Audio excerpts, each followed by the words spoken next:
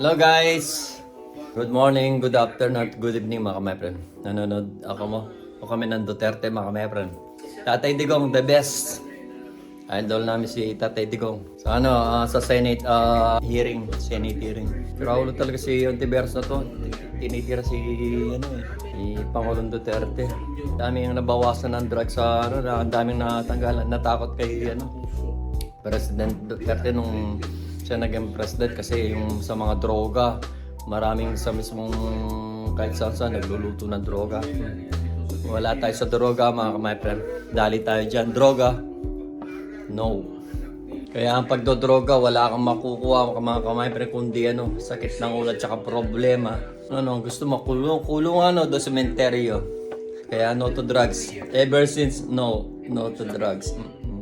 Kaya nung naging president si Ro Duterte, naging maganda yung Pilipinas. Maraming natakot na mga adik, maraming tawag doon? Nakitang mga lutuan ng mga droga. Wala tayong makukuha sa drugs mga kamay-friend.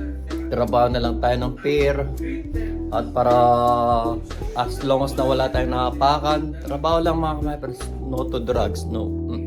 I hate drugs, sabi nga ni President Duterte. Ako din, I hate drugs. Kagabi mga kamay-friend, dahil may pag nga, sumilip ako sa bintana, nakita ko yung matanda, naglalakad yung kapitbahay namin sa ilalim na may aso, na may naka-stroller siya. And then tinitignan ko siya kasi lilipat siya ng traffic light, although yung baka ma-accident siya, tinignan ko siya. And then maya-maya, nakita ko siya na natumba siya. Yung aso niya nabitawan niya. And then natumba siya. Sabi ko kay Vanessa, babe, sandali lang.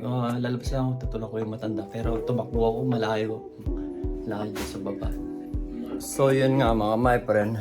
Pinuntahan ko siya, tumakbo ako. Kahit madilim, tumakbo tayo sa baba, sa hagdan. Kahit na ma-accidente tayo, hindi ko alam. Kasi ang importante, ko lang, yung matanda kagabi ni Ben. Si Granny. Ang gusto ko lang is matulungan siya. Pero usually mga kamay-friend, pangalawang matanda o mga kapitbahay ko nang natulungan ko na parang niligtas o ba? Anong bang tawag na term doon, be? Tinulungan. Parang tinulungan mga kamay-friend. Kasi yung una mga kamay-friend, yung unang tinulungan ko, yung katabi namin ditong matandang lalaki na matangkal. Yun namang matandang lalaki mga kamay-friend. Bali, nagluluto ako sa kusina. And then, binuksan ko yung bintana. Then, nakita ko siya. Papunta siya pasakay siya ng train station. Dito sa harap namin. Natumba siya. And then, nung natumba siya, wala man tumutulong sa kanya. Malaking tao yun mga kamay-friend. Ginawa ko, tumakbo din ako. Hiniwan ko yung niluluto. Pinatay ko yung niluluto ko. And then, tumakbo ko. Tinulungan ko siya ako pang nagtayo. Alam mo ba yung nangyari mga kamay-friend? Kung hindi ako nagkakamali, mga umaga yun o hapon. 9 hapon. And then, alam mo yung ginawa, pagkagabi mga kamay-friend, bumalik ko, nag-doorbell yung matandang lalaki sa katabi namin, yung matandang lalaki. Binigyan niya ako ng chocolate. Pasasalamat daw. After 3 years na siguro yun. Ngayon, itong matanda naman accidentally, usually mga kamay-friend, anong oras na yan, be? Kagabi. Mga past 10 na kagabi, mga kamay-friend. Nakiga na si Vanessa noon. Ako, pahiga na rin. Nanonood lang ako ng TV. Then, sabi ko kay Bane, tignan ko lang yung pag, sabi ko sa labas kasi, natutuwa ako nasa train pagkatapos yung may ilaw. Sabi sa akin, tignan ko lang. Yung nakita ko nga si Granny, yung matanda, na naglalakad nga, baby niya, yung aso niya. Tinitignan ko lang siya. And then, mga 1 minute na siguro ko siya tinitignan. Alam mo, nasa stoplight siya.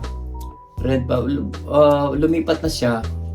Yung gulong ng stroll, yung tinutulak niya mga friend, na doon sa grenades ba, yung bakal na grenades, sumabit doon. So, nangyari, natumba yung matanda. So, ginawa ko, tumakbo ko talagang. Kahit madilim sa agdan, di ko na na-switch yung ilaw dito kahit madilim. Takbo ako kahit may problema ako sa paa. Talagang pinuntahan ko lang siya. And then tinayo ko siya. Sabi niya kasi na yung daw yung gulong ng niya. Sabi ko nga kasi may grenades dito na may bakal, naipit yung gulong ka ako. Ha? Ano be?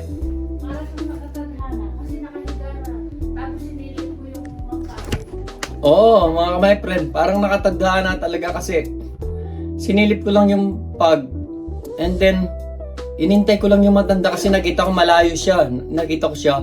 Inintay ko siya na para kung makalipat siya para safety man ba. Pag safety na siya, papasok na ako sa bahay. Nakita ko siya my friend, tandaan na talagang natumba talaga siya mga my friend sa malaking babae mga my friend. Talaga.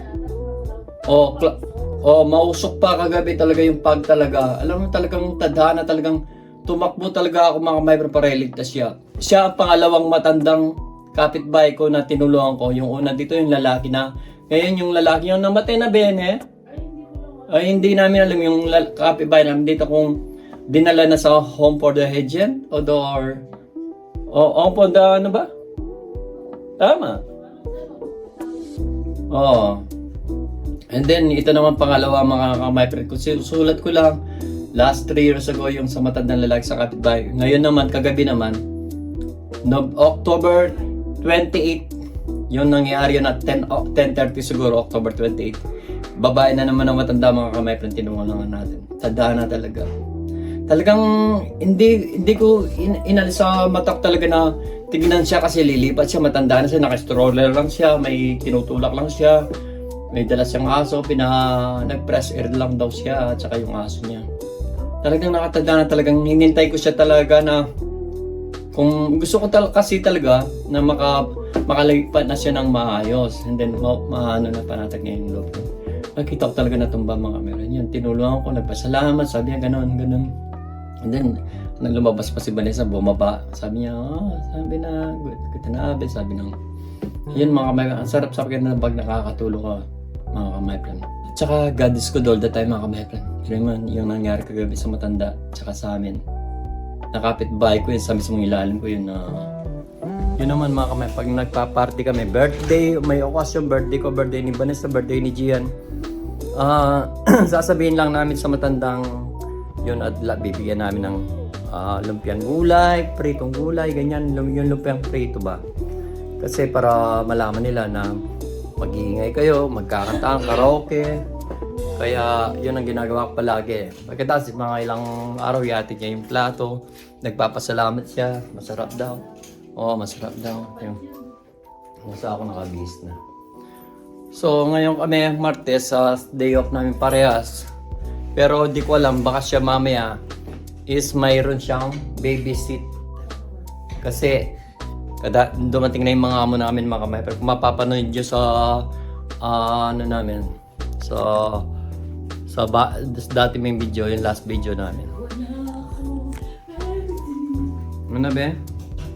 Mamaya kailangan kong bumili ng kandila ni Tatang Oscar at saka tissue ni Brad.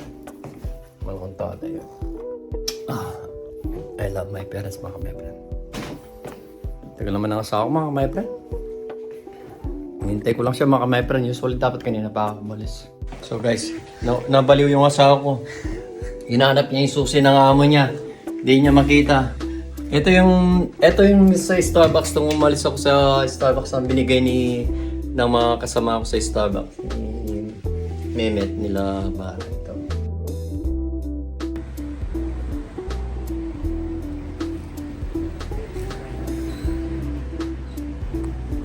So guys, hindi na natanggal yung bag. Yan yung halaman mga kamepen. Wala nang down. Patays na. Iba-ibang klase ng mga puno dito mga kamepen. Yung mga down na babagsakan ng mga kamepen.